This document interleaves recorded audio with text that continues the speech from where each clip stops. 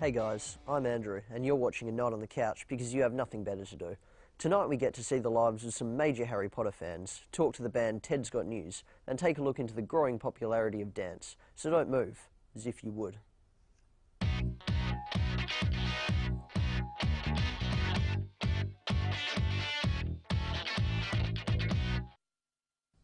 As you all know, I'm a huge lover of Harry Potter, but here we have some friends that take being a fan to new extremes. Take a look. The magical world of Harry Potter has been enchanting fans for over a decade, even though the last movie was just released. For some,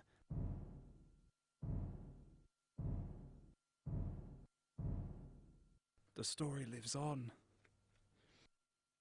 Aaron, 21, never misses an opportunity to talk about his love for Harry Potter. I'd say I'm a massive fan of Harry Potter. I love it. It's been a big part of my life over the last few years. I say it's just a fictional story, but to me and many other people, it's truly alive. It's been such a big part of our lives that it really has taken on its own life. And what more could you want out of a story than Harry Potter? It's got everything. For Steph, Harry Potter is part of her everyday life. Go, Harry, go! Okay, so basically there's 7 books. It's Harry Potter and the Philosopher's Stone, Harry Potter and the Chamber of Secrets. Then there's the movies. The movies are just the same, except the 7th one is split into 2 parts. Both the books and movies have shaped her childhood, a common theme for children around the world. This is my Harry Potter scrapbook. I started collecting clippings when I was younger. I think when the 2nd movie came out, I started collecting stuff. So that's Harry, obviously. It's Ruby is Hagrid. And Fang, of course. Sorry. Dwayne, perhaps the biggest fan of all, will never grow out of all things Harry Potter. Yes, I'm a fan of Harry Potter. I love Harry Potter. I've read all the books since I was little. I've watched all the movies and played all the games. I don't know what else. I've got all the magazines and all the cards. My favourite scene from the movie would probably have to be the Dumbledore and Voldemort duel, because it's just pretty epic and they're both fighting and going for it. It was foolish of you to come here tonight, Tom. The Aurors are on their way, by which time I will be gone, and you shall be dead. Sometimes toy fights are not enough.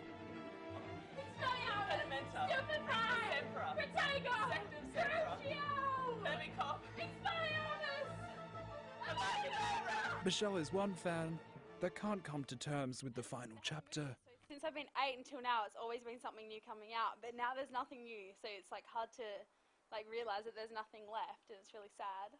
Steph's father Trevor, also sad about the end, is proof that Harry Potter fans come in all ages. It just takes you to another world, like, you know. Puts you in another world. In a bit of a dream world. What really got me onto Harry Potter was taking Stephanie when she was a little girl. Getting up at 4 in the morning and going down to collect the book and stuff like that, queue it up. And that got me into Harry Potter too. Now, recently, Harry Potter Part 2 was just screened in Australia here and everywhere around the world. It was really sad. We went to the midnight screening, me and my friends. We had a big party here. It went off. It wasn't really a celebration because it was the end, and that's not a happy thing. But anyway, we had a party and we watched the last movie before we went to see the final movie. And we had lots of food, we had pumpkin pasties, sherbet lemons, lots of Harry Potter themed food. And we just had a good time, and then we went to the movie.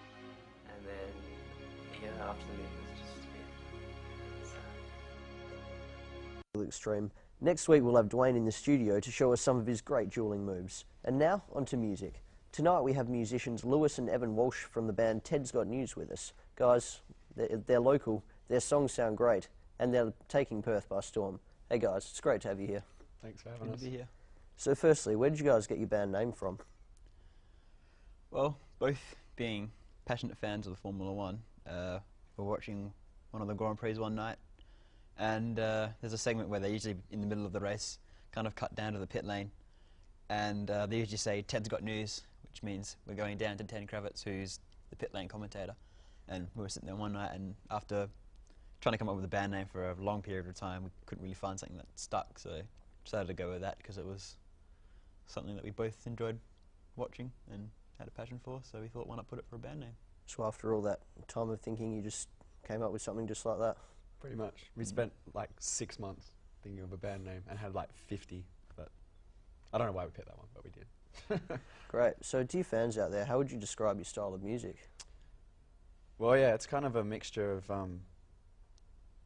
of just all styles of music. Like, we're big fans of just about every style of music there is. So, I mean, the main element, I guess, is that sort of old 70s sort of rock.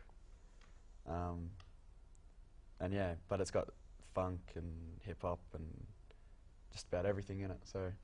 I think we're both big fans of the whole, like, the supergroups like Them Good Vultures and the Dead Weather. So we like the idea of having different styles of music and putting it together as one, so.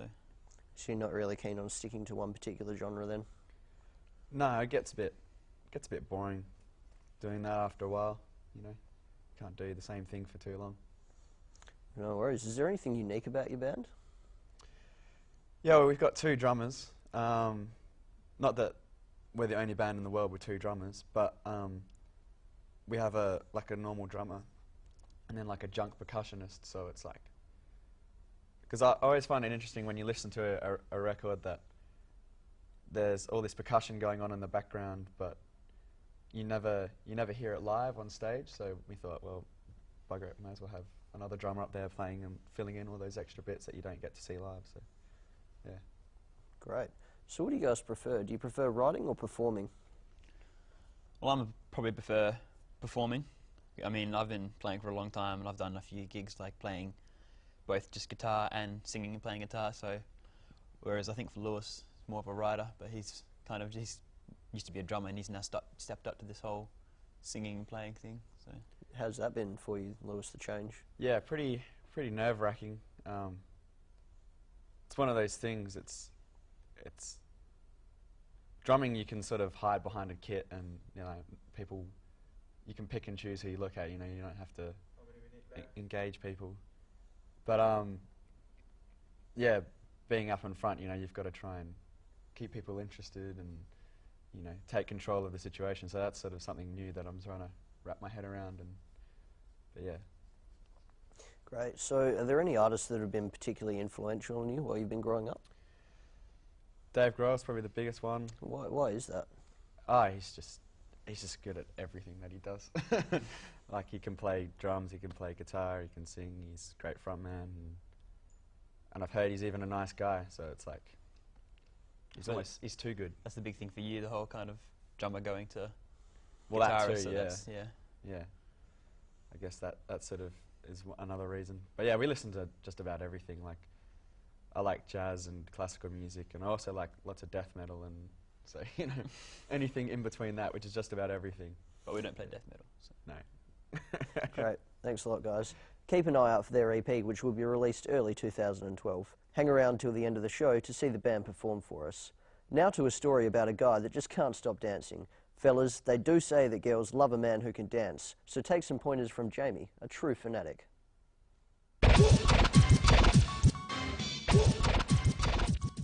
This is me. Dance is my life. Peace out.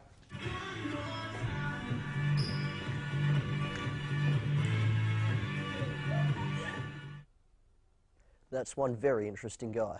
Well, that's all we have time for tonight. My name's Andrew, and I'll see you next week for another night on the couch if you still have nothing better to do. Here's Ted's Got News with their new song, Elephant.